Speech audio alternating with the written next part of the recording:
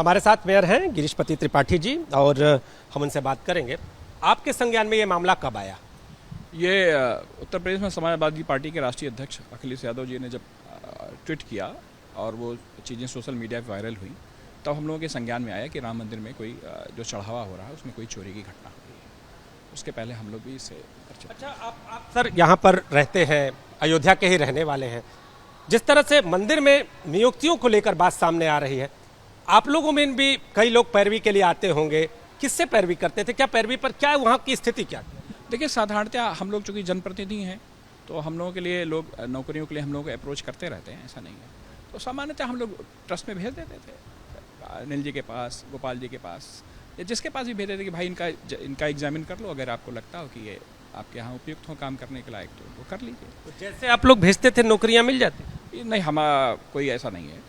हमारे भेजा तो मुझे नहीं लगता कि हमारे लोग अपना एग्जामिन करते थे, उसका स्कैनिंग करते थे, उसके हिसाब से करते थे। अब हम लोग एक जनप्रतिनिधि होने के नाते लोगों को आगे बढ़ाते रहते थे, भेजते रहते थे। कभी जो लोग नौकरियां पा जाते थे वो धन्यवाद भी ज्ञापित करने आते होंगे, तो क्या बताते थे कि आप जैसे ही आपने भेजा फिर उन्होंने बातचीत पर रख लिया जाता था? सामान्यतः देखिए, ह्यूमन साइकोलॉजी है, कोई धन्यवाद करने नहीं आता।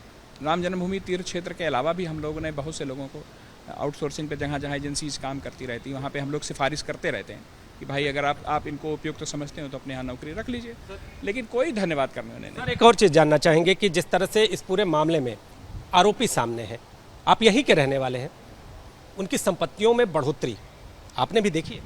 अयोध्या में सबकी संपत्ति बढ़ रही है। अयोध्या में एक सामान्य रेहड़ी वाले की आमदनी भी खास तौर पे 8 की बात।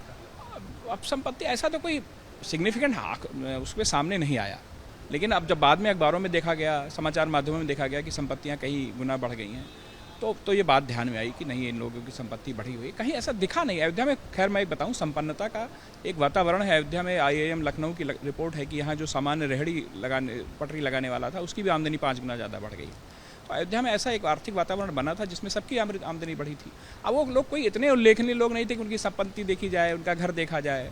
तो ऐसा पहले कैसे ये लोग थे? चूंकि जितने भी लोग हैं वो कहीं ना कहीं अयोध्या से जुड़े हुए थे, तो पहले इनकी आर्थिक स्थिति कैसी थी और अभी जो स्थिति? देखिए, जैसे रामशंकर यादव तो हमारे मोहल्ले के ही रहने वाला था, तो हम तो जान ही रहे हैं उसको। यहाँ पे दुकान थी उसका। इसके अलावा एक स्वर्गद्वार मकान था। ये दोनों चीज़ें तो हमारी जानकारी में थी। इसके अलावा कोई मकान उसका था, इसकी मुझे जानकारी नहीं। लेकिन अभी तो सामने आया कि बनवा लिए, और अब बनवा लिए होंगे, निश्चित बनवा लिए होंगे। तो यहाँ पे हमारे मोहल्ले में जितना था उतना तो हमारे नज़र में था, तो उसमें तो कहीं कोई विशेष कुछ नहीं दिखाई पड़ा। कोई बताता है कि वहाँ जयप्रकाश नगर में उनका मकान बन गया है, हॉस्टल बन गया, वो भी हमने देखा नहीं है। तो बनाया होगा, निश्चित बनाया होगा, तभी तो लोगों की जानकारी में आ रहा है। लेकिन हमारे मोहल्ले का ही रहने वाला, तो उसके यहाँ जो एक तो उनकी दुकान है उनके परिवार की, और एक आगे यहीं स्वर्गद्वार में उनका घर है। ये दोनों तो मेरे नज़र में है। इसमें तो कोई बहुत महत्वपूर्ण परिवर्तन। कुश मिश्रा, अनुकल्प मिश्रा, सारे लोग हैं, सब लोग हैं। वो तो वहाँ गाँव देहात का रहने वाला है ना। उसकी कथा हुई थी, तमाम जनप्रतिनिधि गए थे, हम भी गए थे, ऐसा नहीं है। कथाएं होती रहती, हम लोग आना जाना रहता है। तो सामान्य सी कथा थी, उसमें कोई हमको भी ऐसा नहीं लगा कि बहुत इसके पास बहुत वैभव प्रदर्शन कर रहा हो कुछ, या हम लोग 5 मिनट के लिए गए थे, चले आए थे। हो सकता है कुछ और करता रहा। अयोध्या में जमीनों को लेकर भी बातें सामने आ रही हैं, उस पर आपका क्या कहना है, क्या जानते? देखिए, जमीनों को लेके अयोध्या में एक भ्रम का वातावरण तो है ही है, ठीक है।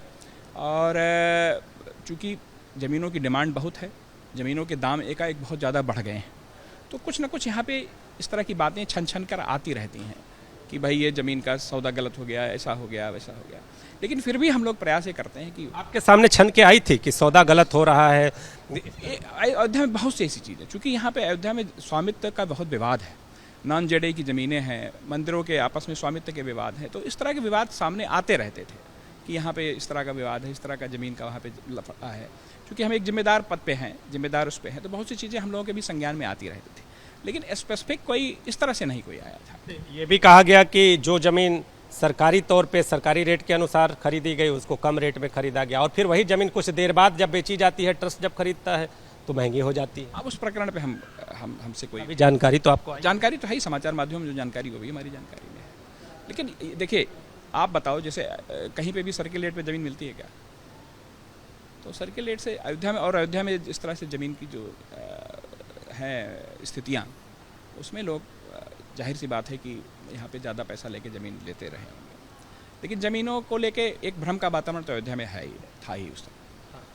अच्छा, जब आपको ये सूचना मिली तो मन क्या बोला एक राम भक्त होने के नाते? एक राम भक्त होने के नाते हम ये जानते हैं कि हमारे मर्यादा पुरुषोत्तम भगवान श्री राम हैं और उनकी वह स्वयं ही इन सारी व्यवस्थाओं को ठीक कर लेंगे।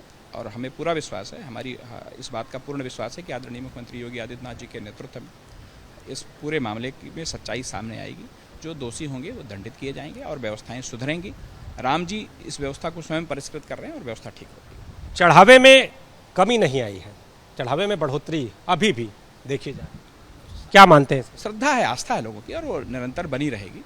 चढ़ावे में जो चोरी की घटना हुई बहुत दुर्भाग्यपूर्ण है, ये नहीं होनी चाहिए थी, लेकिन अगर ऐसी घटना हुई है तो अपराधियों को सजा दी जाएगी और फिर से राम मंदिर के प्रति आस्था में और उसके प्रति विश्वास में, उसके प्रति समर्पण में कोई कमी नहीं आएगी। चंपत राय के बारे में हम जानना चाहेंगे, बड़े अक्खड़ स्वभाव के हैं क्या? जहाँ तक मेरी जानकारी है, आदरणीय चंपत राय जी बहुत निष्ठा और समर्पण के साथ उन्होंने राम मंदिर की सेवा की है और उनका जो राम मंदिर में आज जो व्यवस्थाएं दिख रही हैं, कहीं ना कहीं उनका योगदान है। बाकी क्या चीज़ें क्या नहीं है ये मैं नहीं जानता हूँ, लेकिन राम मंदिर के प्रति समर्पण, राम मंदिर के प्रति उनका त्याग और राम मंदिर को जिस तरह से उन्होंने बनवाया है वह अपने आप में उल्लेखनीय है। मेयर सर, जो योगदान है वो अपनी जगह, लेकिन इस योगदान के बीच में जो अव्यवस्थाएं सामने आई, शीर्ष पर बैठे हुए थे आप, जवाबदेही तो होनी चाहिए। निसंदेह जवाबदेही तो होनी चाहिए और जवाबदेही की व्यवस्थाएं भी हो रही हैं, लेकिन फिर भी उनके मंदिर निर्माण के उनके योगदान को भुलाया नहीं जा सकता। और जो लोग इसके आरोपी हैं उनके खिलाफ किस तरह की कार्रवाई? निसंदेह कार्रवाई होनी चाहिए। कोई भी व्यक्ति अगर दोषी पाई जाता है तो उसके खिलाफ, जैसे आदरणीय मुख्यमंत्री जी ने कहा, कार्रवाई होगी और हो रही है।